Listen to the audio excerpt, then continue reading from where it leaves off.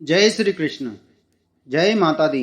नमस्कार दोस्तों, स्वागत है आप सभी का हमारे चैनल भक्ति ज्ञान में। दोस्तों, आज मैं आपको श्री दुर्गा सप्तशती के 9वें अध्याय की कथा सुना रहा हूँ, जिसमें हम वर्णन करेंगे निशुम्भ वध। राजा ने कहा, हे ऋषिराज, आपने रक्त बीज के वध से संबंध रखने वाला वृतांत मुझे सुनाया। अब मैं रक्त बीज के मरने के पश्चात क्रोध में भरे हुए शुम्भ व निशुम्भ ने जो कर्म किया वह सुनना चाहता हूँ। महर्षि मेधा ने कहा, रक्त बीज के मारे जाने पर शुम्भ और निशुम्भ को बड़ा क्रोध आया और अपनी बहुत बड़ी सेना का इस प्रकार सर्वनाश होते देखकर निशुम्भ देवी पर आक्रमण करने के लिए दौड़ा। उसके साथ बहुत से बड़े बड़े असुर देवी को मारने के वास्ते दौड़े और महापराक्रमी शुम्भ अपनी सेना सहित चंडिका को मारने के लिए बढ़ा। फिर शुम्भ और निशुम्भ का देवी से घोर युद्ध होने लगा और वह दोनों असुर इस प्रकार देवी पर बाण फेंकने लगे जैसे मेघों से वर्षा हो रही हो। उन दोनों के चलाए हुए बाणों को देवी ने अपने बाणों से काट डाला और अपने शस्त्रों की वर्षा से उन दोनों दैत्यों को चोट पहुंचाई। निशुम्भ ने तीक्ष्ण तलवार और चमकती हुई ढाल लेकर देवी के सिंह पर आक्रमण किया। अपने वाहन को चोट पहुंची देखकर देवी ने अपने क्षौरप्र नामक वाण से निशुम्भ की तलवार व ढाल दोनों को ही काट डाला। तलवार और ढाल कट जाने पर निशुम्भ ने देवी पर शक्ति से प्रहार किया। देवी ने अपने चक्र से उसके 2 टुकड़े कर दिए। फिर क्या था, दैत्य मारे क्रोध के जल भुन गया और उसने देवी को मारने के लिए उसकी ओर शूल फेंका, किंतु देवी ने अपने मुक्के से उसको चूर चूर कर डाला। फिर उसने देवी पर गदा से प्रहार किया। देवी ने त्रिशूल से गदा को भस्म कर डाला। इसके पश्चात वह फरसा हाथ में लेकर देवी की ओर लपका। देवी ने अपने तीखे बाणों से उसे धरती पर सुला दिया। अपने पराक्रमी भाई निशुम्भ के इस प्रकार से मरने पर शुम्भ क्रोध में भरकर देवी को मारने के लिए दौड़ा। वह रथ में बैठा हुआ उत्तम आयुधों से सुशोभित अपनी 8 बड़ी बड़ी भुजाओं से सारे आकाश को ढके हुए था। शुम्भ को आते देखकर देवी ने अपना शंख बजाया और धनुष की टंकोर का भी अत्यंत दुस्सह शब्द किया। साथ ही अपने घंटे के शब्द से, जो कि संपूर्ण दैत्य सेना के तेज को नष्ट करने वाला था, संपूर्ण दिशाओं में व्याप्त कर दिया।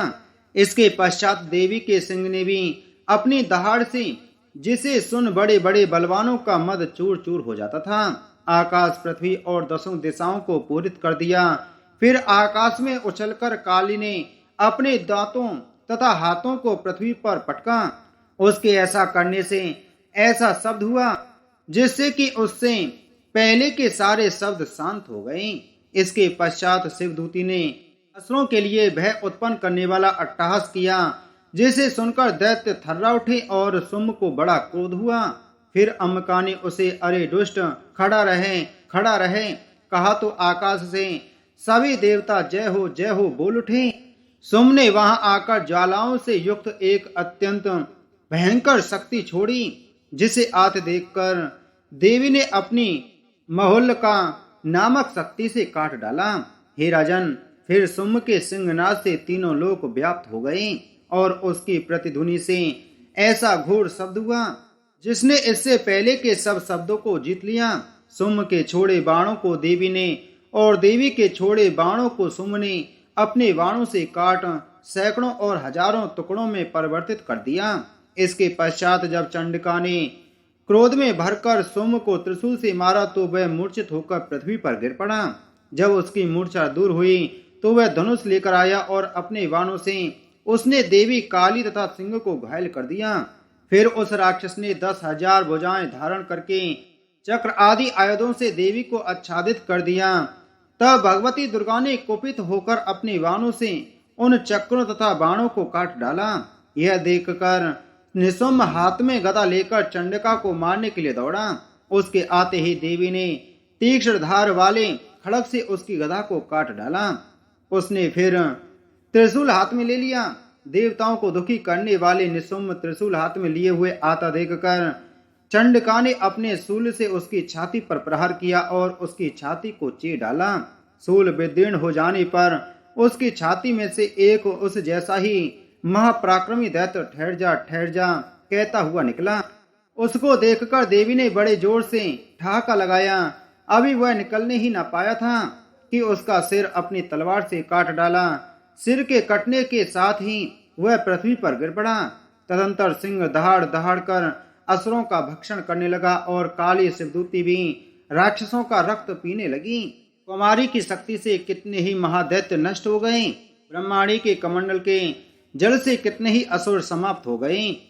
कई दैत्य माहेश्वरी के त्रिशूल से विदीर्ण होकर पृथ्वी पर गिर पड़े और बाराही के प्रहारों से छिन्न भिन्न होकर धराशायी हो गए। वैष्णवी ने भी अपने चक्र से बड़े बड़े महापराक्रमियों का कचूमर निकालकर उन्हें यमलोक भेज दिया और ऐन्द्री से कितने ही महाबली राक्षस टुकड़े टुकड़े हो गए। कई दैत्य मारे गए, कई भाग गए, कितने ही काली शिवदूती और सिंह ने भक्षण कर लिए। श्री दुर्गा सप्तशती पाठ 9वां अध्याय संपूर्ण। बोले देवी भगवती महामाया की जय।